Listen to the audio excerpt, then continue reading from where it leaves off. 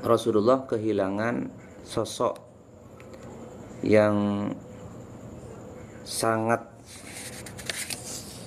peduli kepada Rasulullah, yaitu kakeknya Abdul Muttalib. Pada saat itu Rasulullah kehilangan sosok kakeknya Abdul Muttalib. Jauh sebelum itu, setelah kakeknya meninggal, Abdul Muttalib meninggal, maka hak asuh dipasrahkan penuh.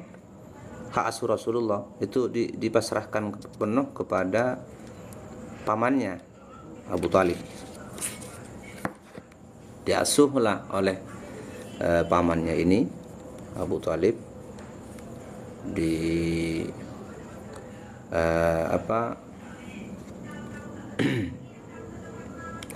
Abu Talib ini sangat perhatian sekali kepada Rasulullah.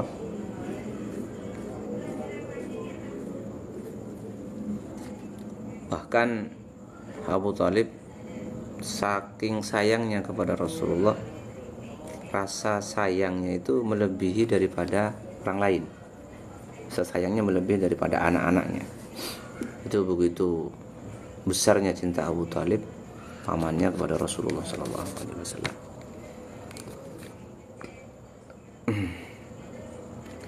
Karena Rasulullah SAW memiliki kedekatan emosional yang sangat tinggi terhadap pamannya Abu Talib, karena memang dia yang mengasuh, mengayomi, menasihati, yang membesarkan. Tentu kedekatan emosionalnya itu berbeda daripada paman-paman yang lain, seperti itu kan. Nah, di tahun ke-10 setelah Rasulullah diutus, pamannya meninggal, wafat. Ya, pamannya wafat. Rasulullah merasakan sedih.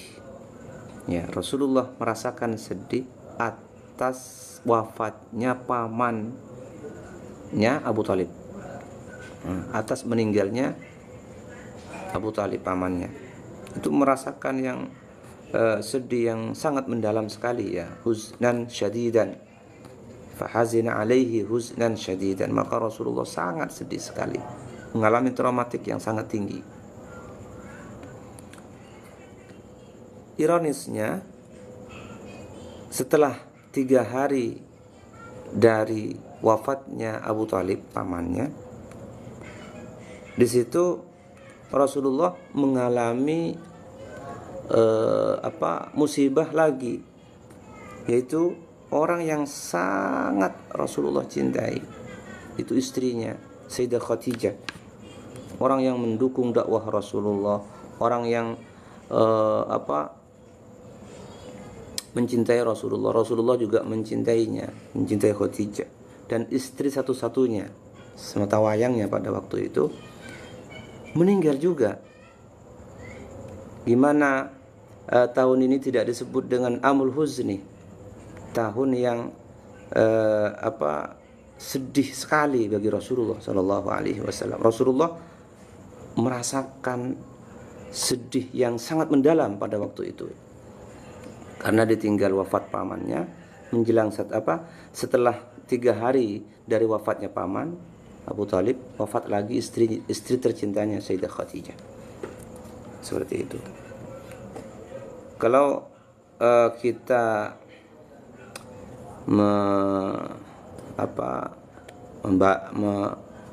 menyingkap atau kembali ke sejarah Sayyidah Khadijah, Siti Khadijah, bagaimana perjuangan Siti Khadijah terhadap Rasulullah, pengorbanan Siti Khadijah kepada Rasulullah, sangat besar sekali, ya, seperti yang saya jelaskan di video sebelumnya. Ustaz, saya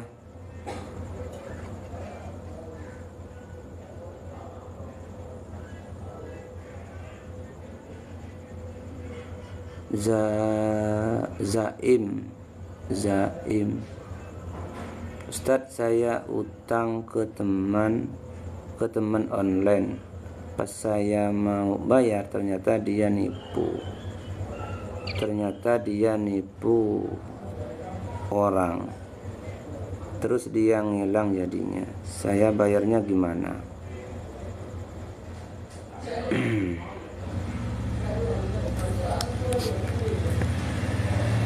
Sampean ngutang uang ke temannya. Ustadz, saya ngutang ke teman ya. Artinya nih teman sampean kan tahu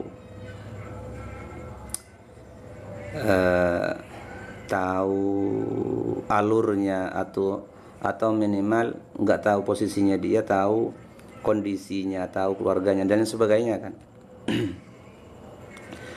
Kemudian pas sampean minta jelas-jelas mengutang kepada si fulan semisal ya, kepada si fulan, ternyata si fulan ini tidak ada, menghilang atau meninggal. Saya mau bayarnya ke siapa? Ya bayarnya tentu ke pihak keluarga atau ahli waris. Karena kenapa? Karena hutang piutang itu tetap diminta pertanggungjawaban selama tidak bayar ya. Kalau kita belum bayar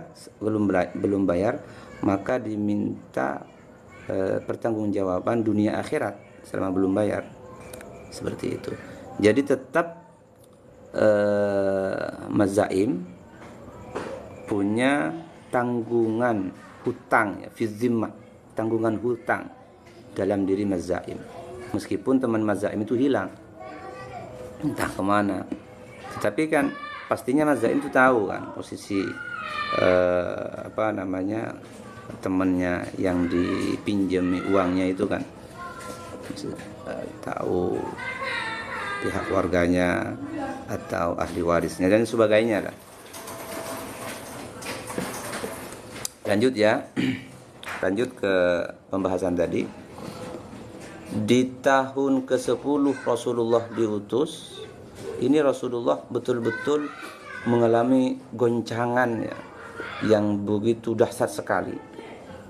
2 orang hilang dalam 1 minggu secara berbarengan. Orang yang sangat memberikan kontribusi besar terhadap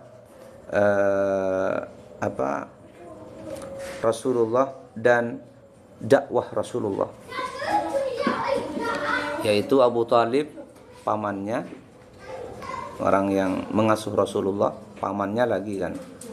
Abu Talib ini pamannya lagi, terus yang mengasuh Rasulullah setelah kakeknya Abdul Muttalib. Kemudian setelah itu 3 hari setelah Abu Talib wafat, istrinya wafat, Sayyidah Khadijah. Itu Rasulullah mengalami goncangan yang begitu dahsyat. Ingat ya teman-teman, ini menunjukkan kenapa Rasulullah kok bisa mengalami, ini kan Rasul seperti itu kan. Ini kan Rasul, kenapa kok bisa mengalami goncangan yang begitu dahsyat, mengalami traumatik, semacam traumatik seperti itu ya, sedih yang mendalam. Kenapa? Kan dia Rasulullah. Dari satu sisi ini menunjukkan bahwa Rasulullah itu adalah manusia biasa, besar, manusia. Artinya sisi kemanusiaannya ada di dalam diri Rasulullah. Kalau kehilangan orang yang sangat dicintai, orang yang sangat disayangi, pasti mengalami sedih yang mendalam, sama dengan kita, dengan kita sama. Kehilangan orang yang saya cintai, kehilangan orang yang dicintai, pasti manusia itu merasakan sedih yang mendalam. Hanya saja cara menampakkan atau menyikapinya berbeda. Ini orang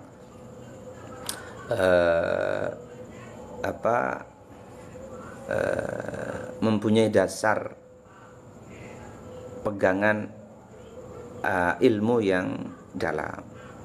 mempunyai pegangan iman yang kokoh, yang kuat dalam hatinya, itu cara menyikapinya berbeda. Meskipun raut wajahnya merasakan ketenangan, seakan-akan tidak apa-apa, namun jangan tanya di dalam hatinya. Ya, jangan tanya di dalam hatinya. Pasti di dalam hatinya juga merasakan goncangan, kesedihan yang mendalam. Coba Rasulullah di saat itu, di saat Rasulullah kehilangan dua seseorang yang sangat dicintai oleh Rasulullah, Abu Thalib dan istrinya Khadijah. Ini Rasulullah di situ sampai-sampai para sejarawan mengatakan, mencatat bahwa pada tahun itu disebut dengan Amul Huzni. Amul Huzni, hazina alaihi huznan syadidan. Sedih yang sangat mendalam sekali yang dialami Rasulullah. Apakah Rasulullah menampakkan sikap atau tingkah laku perilaku yang menyimpang dari syariat-syariat Allah sampai gulir apa? Enggak, itu tidak ditampakkan oleh Rasulullah SAW. Rasulullah memang merasakan sedih dalam hatinya, merasakan trauma dalam hatinya, tetapi tidak sampai ditampakkan, ya, tidak sampai ditampakkan dipraktekkan seperti itu, ya. Itu Rasulullah. Itu ini menurut saya, menurut analisa saya, kenapa Rasulullah mengalami trauma atau sedih yang mendalam ini, ya. Itu menunjukkan bahwa Rasulullah itu adalah manusia besar, ya. Manusia. Rasulullah manusia, bukan malaikat. Seperti itu. Jadi sisi manusianya Rasulullah ada.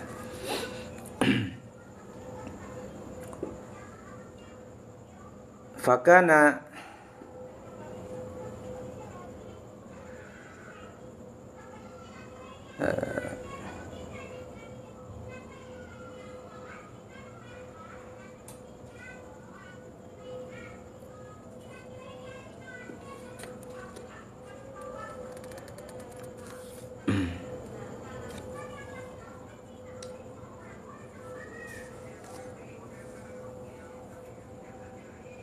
al-khuruju ila Taif. Lanjut, ya. Al-khuruju ila Taif. Keluar ke Taif. Bertepatan pada tanggal 10 bulan Syawal minal bi'tsati, dari diutusnya Rasulullah. Ba'da mauti Abi Thalib, setelah wafatnya Abu Thalib, paman Rasulullah. Adzinat Quraisyun, orang-orang Quraisy mengizini Rasulullah an-nabiyya, fa kharaja yatlubun nusratah min at-Taif illa annahum adzauhu hatta ja'ahu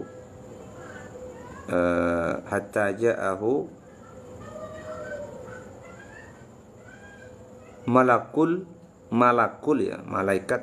jibali fasallama wa arada alaihi an yutabbiqal jabalaini alaihim faqala an-nabiyyu bal arju an yakhruja min aslabihim man ya'budullaha wahdahu la syarika la yusyriku bihi syai'an. Sahihul Bukhari. Setelah itu Rasulullah sallallahu alaihi wasallam keluar ke Taif. Agak lumayan jauh dari posisi Mekah ke Taif. Taif sekarang agak lumayan jauh. Jadi Rasulullah ke Taif yatlubun nusrah, mencari bantuan minat Taif, dari Taif. mencari hiburan, menghibur diri Rasulullah. Illa annahum adzauhu hatta ja'ahu malakul jibal. Hanya saja mereka, para penduduk Taif itu adzauhu, menyakiti Rasulullah, mengintimidasi Rasulullah sallallahu alaihi wasallam. Adzauhu itu mengintimidasi.